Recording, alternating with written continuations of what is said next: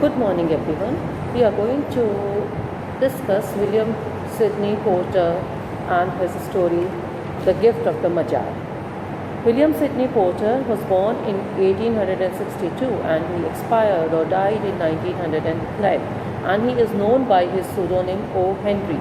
And he is undoubtedly the most outstanding short story writers America has produced. His varied experiences of life enabled him to portray his characters who are drawn from all walks of life with a rare authentic incisiveness. Porter is known for his wit, and his stories feature a superb sense of the dramatic narrative, a pleasing mingling of humor and pathos, and a style that is transparent and vigorous. Many of his stories conclude on a note of surprise and an unexpected ironic twist. Now, let us move on to discuss the story The Gift of the Magi. The Gift of the Magi was first published in 1905, and it is one of the most popular and moving stories of O. Henry, which shows that any gift of love, however unwisely given or received, is the greatest and the wisest. The story reinforces the idea that material possessions are not important. Rather, the thought and the love behind the gift carries the true or the real meaning in human life.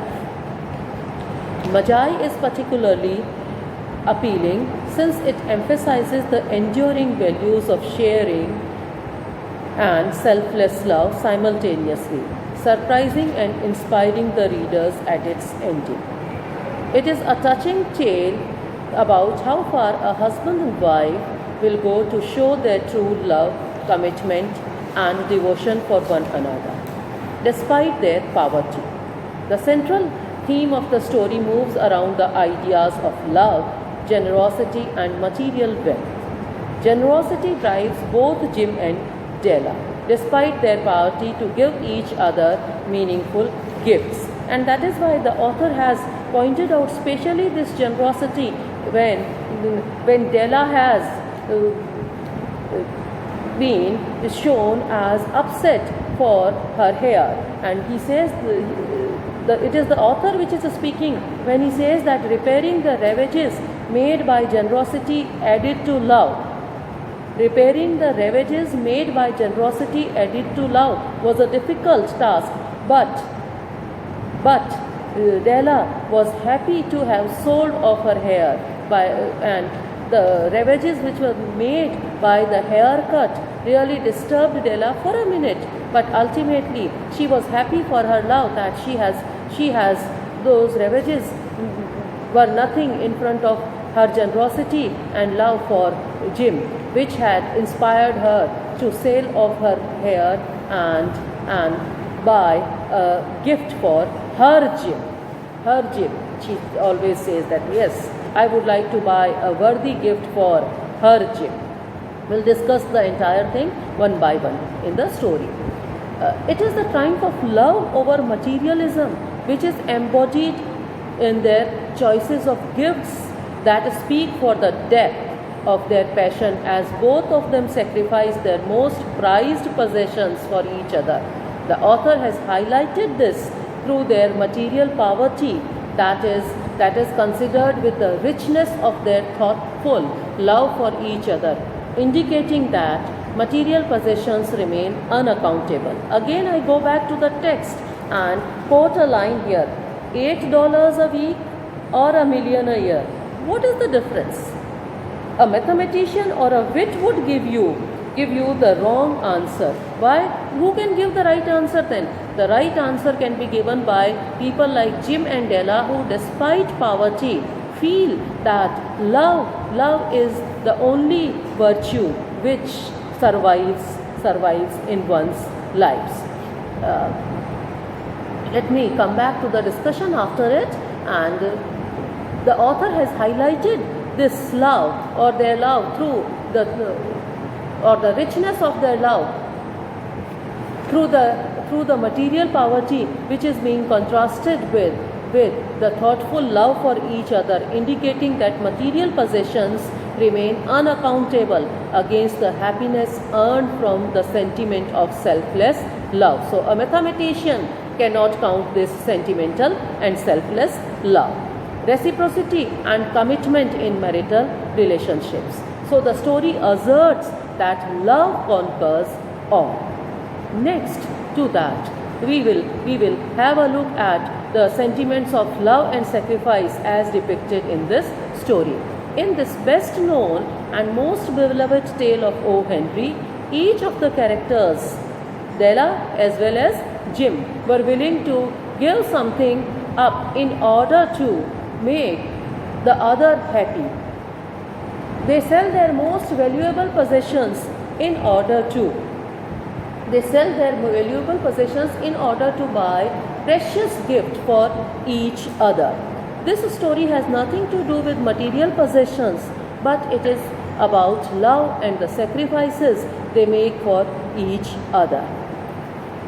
As Della sells her hair and Jim sells his watch, precious watch, and the importance of her hair and her watch is emphasized by the poet in the comparison here. I again quote from the text that had the Queen of Sheba lived in the flat across the air shaft, that is, the flat in which they were living was meant for lower income group people because their income was very meager. I'll come back to discuss their income in the section when I will be discussing money and the gift of the Magi, the theme of money in this story. But right now, let me emphasize how the author has highlighted the importance of these two possessions for Jim and Della.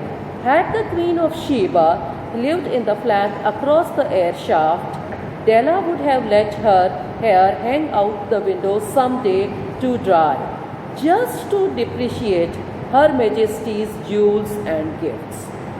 Had King Solomon been the janitor with all his treasures piled up in the basement, Jim would have pulled out his watch every time he passed just to see him pluck at his beard from envy. That what O. Henry is trying to emphasize here is that Della was, with her beautiful hair, far more beautiful than the princess, and she can make her feel envy. Similarly, Jim also can make the king feel envious for his possessions, that was his gold watch. Let me come back to the discussion. And as Della sells her hair and Jim sells his watch, it reveals their love and willingness to sacrifice what means the most to them and for the sake of the other, what means most important for the sake of the other to both of them. Stressing the idea that love is more valuable than material possessions or gifts, the story revolves around a poor couple, Della and Jim, whose desire to buy Christmas gifts for each other despite their poverty suffuses their bleak home. Why bleak? Because their economic condition was not very sound.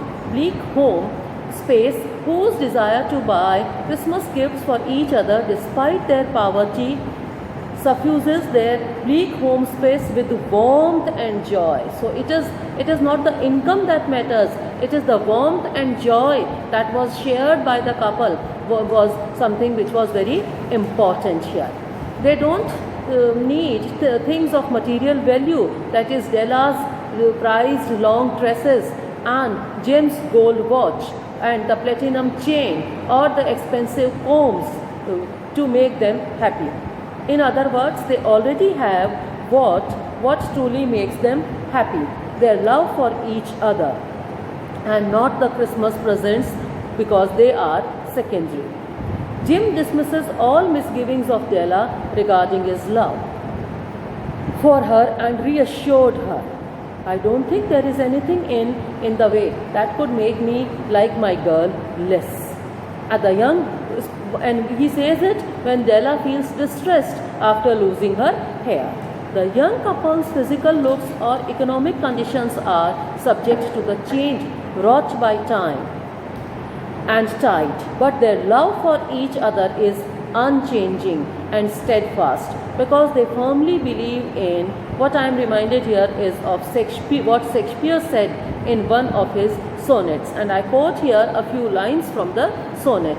Love is not love which alters when it alteration finds. Love is not time's fool, though rosy lips and cheeks within his bending sickle's compass come. Love alters not with his brief hours and weeks, but wears it out even to the edge of the doom. Della's earnest efforts to save pennies for months, hoping to make Jim happy with gifts, shows her cherished desire that how love blossoms into hope and happiness, even amid the most dismal circumstances in life. Della and Jim willingly sacrifice their most prized possessions to present each other the nicest Christmas gifts, optimizing the triumph of love over anything under the sun that promotes materialism. Here I am also reminded of William Wordsworth's poem The World is Too Much With Us, where Wordsworth has also condemned or derided those people who are engaged in the accumulation of wealth. Next, we'll have a look now at the importance of gift and how the gifting theme has emerged in this story, The Gift of the Magi. The Gift of the Magi is a very sentimental story with a moral lesson about giving and receiving gifts. The story tells of an exuberant couple who, urged on by their love, make great sacrifices in order to purchase the perfect Christmas gift for each other. The author shows how the young husband and wife, Jim and Della, deal with the challenge of buying secret Christmas gifts for each other out of love, with whatever little money they have. Right before Christmas, Della and her husband Jim have less than $3 in each other's pockets, and they set out separately to purchase Christmas gifts for each other. Each make a great sacrifice in order to purchase the perfect gift for the other.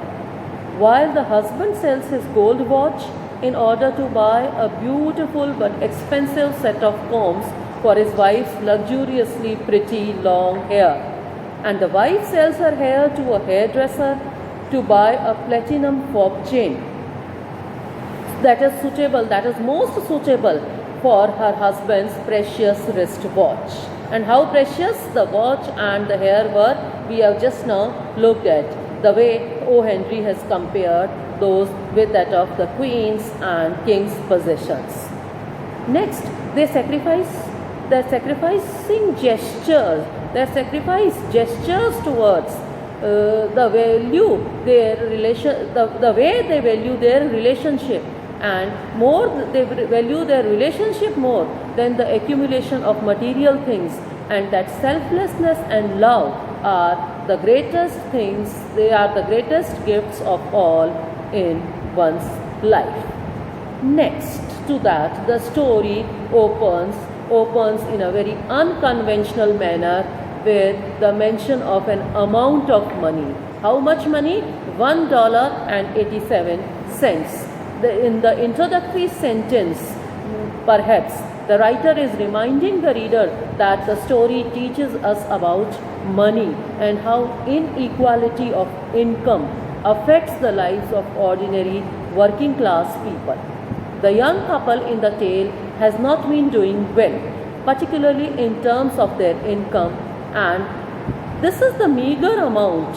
What $1.87 is the meager amount that the wife could save by bulldozing the grocer and the vegetable man and the butcher until one's cheeks burned with parsimony, burned with the silent imputation of parsimony that such close dealing implied, to spend for Christmas, or to save to spend for Christmas.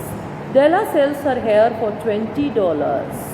Okay, $20 was a huge amount for them. Why? Because it was equivalent to their shrunk weekly income, and buys a gift for her Jim for $21, and she has been now left only with 87 cents to manage the week's domestic expenditure, which hints how badly off Jim and Della were. Meanwhile, Jim sells the gold watch that once belonged to his grandfather for an undisclosed amount and buys a set of poems, beautiful poems, pure tortoise shell with jeweled rims that Della had worshipped for long in Broadway window, and her heart had simply craved and yearned over them without the least hope of possession. Why? Because she knew very well the confinements of her economy, and that is why she just pleased herself by looking at those poems in a window, in a display window of the shop. But ironically, how poorly thought out plan does this secret gift exchange thought of pure love prove? This is the question. Had they just talked to each other? Couldn't the whole situation would have been avoided for a little communication? Doesn't this question strike you? In a way, the story also proves to be a communication lesson much more than a sacrifice lesson in terms of their poverty and difficult financial circumstances or financial management, because the couple could have wisely avoided giving up the most valuable things they owned if they would have discussed it with each other. Though, this is what is more significant, though we understand the wisdom of love.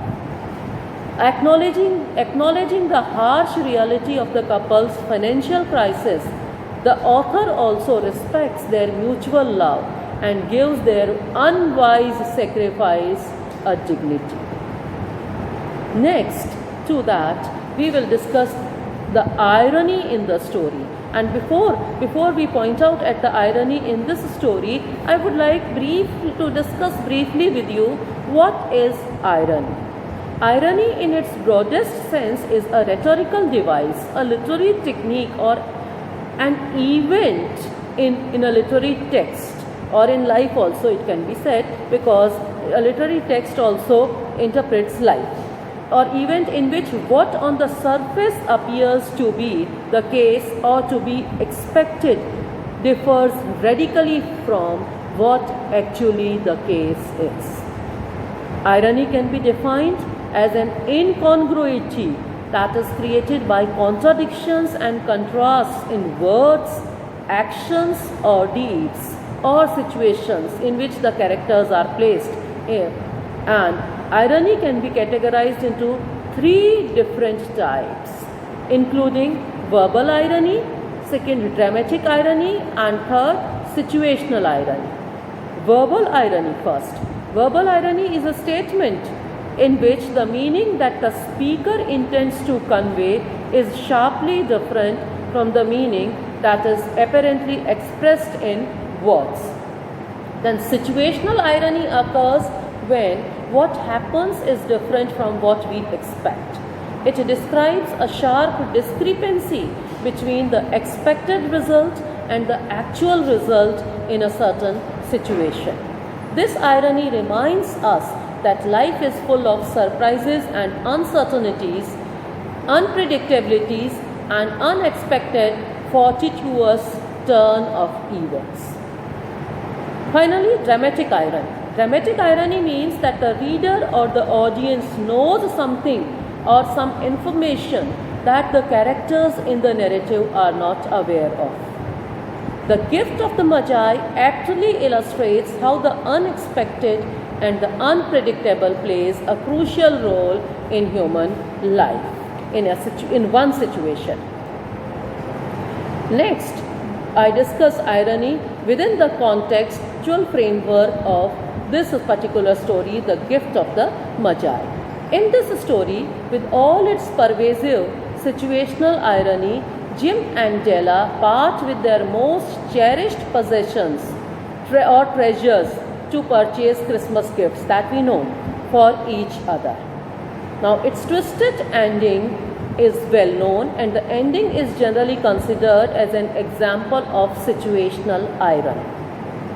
Della, as we know, sells her lovely brown hair to buy her husband a platinum fob chain for his watch, while Jim sells his invaluable gold watch to present his wife expensive tortoise shell combs that she always coveted for her hair.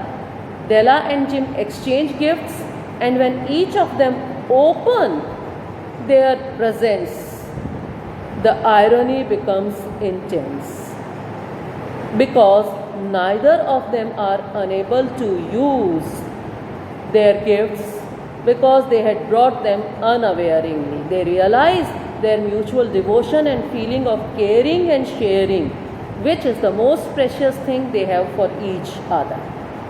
As all stands revealed on Christmas Eve, they could not help crying, yet decide to put their gifts away until they both can use those gifts. The bittersweet irony of their mutual love and dual generosity leaves the wisest of all the gift givers, leaves them wisest of the all gift givers. Why? Because the situational irony arises here from the fact that both Jim and Della sell their most prized possessions in order to buy the other a special Christmas gift, but the gift each buys is specifically designed for the very prized possession each one sold. The combs were meant for the hair, and the fob chain was meant for the watch which Jim had already sold, and the hair Della had already sold. So those gifts were rendered useless now. They were of no use. Jim and Della sell their most prized possessions in order to buy the other a special Christmas gift, but the gift each buys is specifically designed for the prized possession each one sold, thus diminishing the thrill of giving and receiving gifts, because the very thing for which the other got the gift is already unselfishly sacrificed. Despite their errors, Della and Jim love one another and learn a valuable lesson about sacrifice and love. There is also an example of verbal irony in the story when Jim says that their presents are too nice to use just as present. What he actually intends to convey is that they simply can't use them at this moment. Now, I would like to discuss the title of the story. What is the significance of the title, The Gift of the Magi? An old saying pronounces that it is better to give than to receive, and especially for those who want to give someone they love a special gift. This is very true. The real spirit of Christmas also lies in giving and being with loved ones, as O. Henry shows in this classic story, The Gift of the Magi. The title of the story refers to three wise men or magi who are supposed to have come bringing precious gifts to present to Jesus at his birth. O. Henry used this title because of the idea of precious gifts and the idea of wisdom that the title alludes to. The Magi, as you know, were wise men, wonderfully wise men who brought gifts to the babe in the manger. They invented the art of giving Christmas presents. Being wise, their gifts were no doubt wise ones, possibly bearing the privilege of exchange in case of duplication. It is suggested that Jim and Della are called the Magi since they were wise, for they know to value love over other material possessions through generosity and personal sacrifice, though their gifts were undoubtedly unwise. This is the pathos where happiness and sadness are mixed. They are sad for the loss of material possessions, but this loss is nothing in front of what they have in their life, the happiness of love. In the final sentence of the story, the author brings home the fact that the spirit of their love and generosity is something to be cherished in the gift-giving Christmas season, because they most unwisely sacrificed for each other the greatest treasure of their house. Yet of all who give gifts, these two were wisest. Of all who give and receive gifts, such as they are wisest. Everywhere they are wisest. They are the Magi. The story ends with the thought that how priceless love really is. That being good involves sacrifice, that is, sacrificing the most valuable thing one possesses, and that there is no comparison between the sacrificial gifts of their reciprocal love with those of the gifts of the biblical Magi. Now, before I discuss with you the questions which you can have a look at, I would like to highlight a few important things which are to be learnt from this story. We can call them moral lessons, or we can call the intentions of the author, and that those things are here. The first thing is Della's young hair symbolizes her feminine beauty and sensuality. She clearly considers it her most prized possession, and that is why the author has compared her hair more beautiful than the Queen of Sheba's hair, which are decorated with, bejeweled with jewels and gifts, most precious jewels and gifts. And still he considers it the most precious value of the story, that Della doesn't feel sorry when she sold her hair for her husband, though she knows it very well that she had been not looking as beautiful as she was without her hair. She is not as beautiful as she was with her hair, and that is why she feels a little sorry, and as she says that just the shade to wear in the beautiful vanished hair, that her vanished hair is suggestive of her sadness. Then what is important here is when the gifts are revealed to each other, though they couldn't help cry, but both of them realize that love and sacrifice is something which is very important. Besides, we can say in the conclusion of the story that the gift of the Magi is also about generating awareness regarding the perplexing picture of poverty, and strengthen the self-esteem, autonomy and agency of the low-income families or low-income people like Jim and Della, whose lives are, though marked by economic struggles, yet they cherish love and sacrifice.